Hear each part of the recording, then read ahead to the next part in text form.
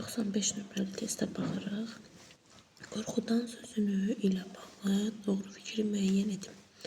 Qorxudan sözü tərkibinə görə iki cür təhlil olunur. 1. Qorxu sözün kökü, nəyət, fiil, qorxu, nə, isim. Daha çıxışlı qal şəkilcisi, qrammatik şəkilcisi. Qorxu sözün kökü, nəyət, fiil, qorxud, nəyət, fiil. Deməli, feildən düzələn fiil, anda feil sifə şəkilcisi, qrammatik şəkilcisi. Baxaq bəndlərə də, görək hansı fikirlər düzgün fikirlərdir. Deməli, birdə deyir ki, kök, leksik, qrammatik şəkilcisi sxeminə uyğun gələn düzəltmə sözdür. Bəli, doğrudur. Birinci təhlilə görə, tərkibli birinci təhlilə görə doğru fikirdir. Sonra isimdən düzələn feil kimi götürürlər. Xeyr, hər iki söz feildən düzəlir.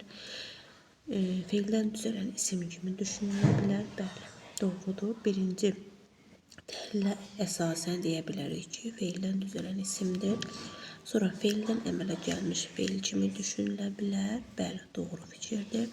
Çünki ikinci təhlilə görə feildən düzələn feilə uyğun gəlir. Beşinci təsriflənməyən feil kimi düşünülə bilməz. Xeyr, səhv fikirdir. Çünki ikinci təhlildə təsriflənən feildir, feil sifətdir. 6-da səhvdir. Zərf kimi götürülə bilər. Xeyr, zərf kimi götürülmür. Birinci çıxışlı qalda olan isimdir. İkinci feildən düzəlmiş feildir. Feil sifə şəkilcisi qəbul etmişdir.